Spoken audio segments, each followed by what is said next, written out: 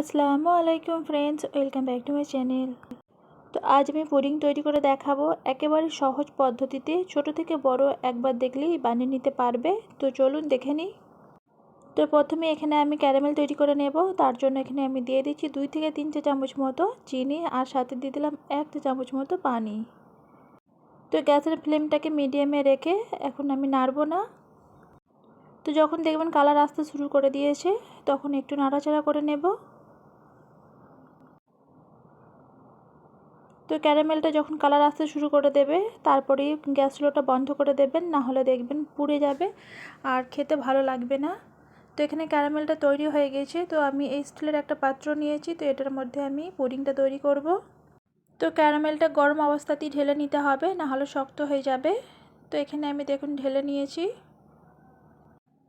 তো আবার ওই পাত্রটা নিয়েছি, তার মধ্যে দিয়ে দিচ্ছি 1/2 লিটার দুধ। তো দুধটাকে আমি জাল করে নেব। তারপরে এখানে দেখুন দুধটা খুব ভালো করে ফুটে গিয়েছে। তো এখানে আমি চিনি দিয়ে দেব। চিনিটা স্বাদ মতো দেবেন। তো এখানে আমি দিয়ে দিচ্ছি 1/2 কাপ মতো চিনি, আপনারা কম বেশি করে নেবেন। তো চিনিটা দেওয়ার পরে আরও 5 মিনিট মতো জাল করে নেব।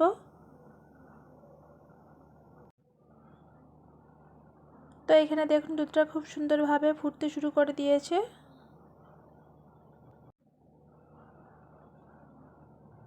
আর এখানে আমি দিয়ে দিচ্ছি অল্প পরিমাণে ভ্যানিলা এসেন্স।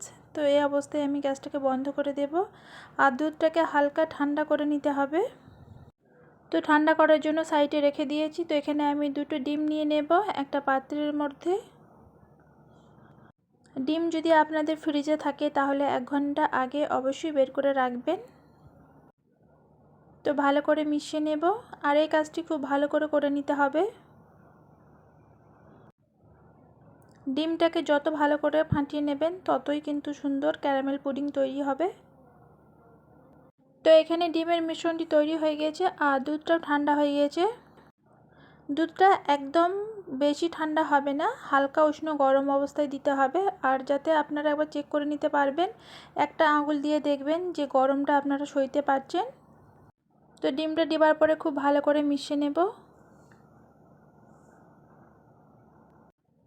তো অনেকে এই সেহরির সময় হালকা খাবার খেতে পছন্দ করে।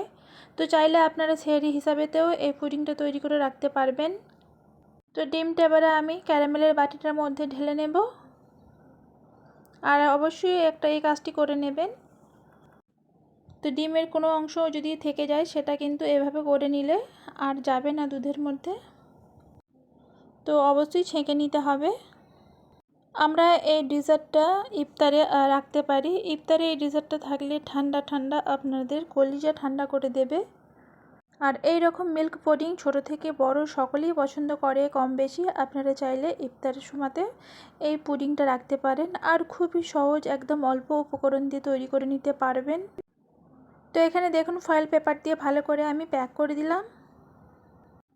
তো এবারে আমি কড়াইয়ের মধ্যে দিয়ে দিচ্ছি পানি, আর ওই গ্যাস চুলোর একটা স্ট্যান্ড লাগিয়ে দিয়েছি। তো এর মধ্যে আমি এই মিল্ক পুডিংটা তৈরি করে নেব। আর পানিটা বলক আসার জন্য ঢাকা দিয়ে দিলাম। তো এখানে দেখুন পানিটা খুব সুন্দরভাবে বলক এসে গিয়েছে। তো এবারে আমি পুডিংয়ের বাটিটা বসিয়ে দেব। পুডিংয়ের বাটিটা বসিয়ে দেওয়ার পরে 20 মিনিট মতো মিডিয়াম ফ্লেমে জাল করে নেব। 20 মিনিটের পরে এবারে ফিরে এসেছি। তো 20 মিনিট থাকলেই পুডিংটা হয়ে যাবে। তাহলেও একবার চেক করে নিতে হবে, এতে করে ভিতরটা কাঁচা থাকলে বুঝতে পারবেন। আর এখন কিন্তু প্রচণ্ড গরম আছে, তো সাবধানে ফয়েল পেপারটা খুলে নেব।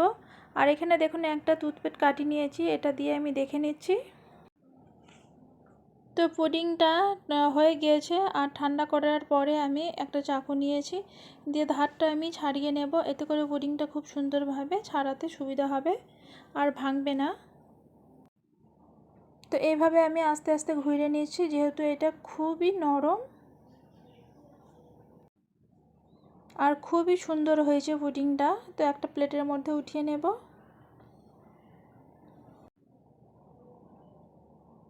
তো এখানে দেখুন পুডিংটা খুব সুন্দরভাবে সেট হয়েছে আর খুব সুন্দর জমেছে। তো তো দেখুন পুডিংটা অনেক সুন্দর হয়েছে। তো আমার কাছে ওই কালো প্লেটটা একটু বড় লাগছিল, তো তার জন্য আমি আর একটা প্লেটে ট্রান্সফার করে নিয়েছি। আর এটা কেটে দেখাচ্ছি, দেখুন কতটা ইয়ামি হয়েছে। একদম অল্প সময়ের মধ্যে দারুণ মজাদার ডেজার্ট তৈরি করে নিতে পারবেন। আর এখনও অবধি যারা লাইক করেননি প্লিজ লাইক, আর নতুন বন্ধু হয়ে থাকলে চ্যানেলটিকে সাবস্ক্রাইব করে আমার পাশে থেকে যাবেন। আর যারা করে রেখে দিয়েছেন আগে থেকে তাদেরকে জানাই অসংখ্য ধন্যবাদ। ভিডিওটিকে আর বেশি বড় করলাম না, এখানেই শেষ করলাম। আবারও অন্য কোনো রেসিপি নিয়ে আসবো। আল্লাহ হাফিজ।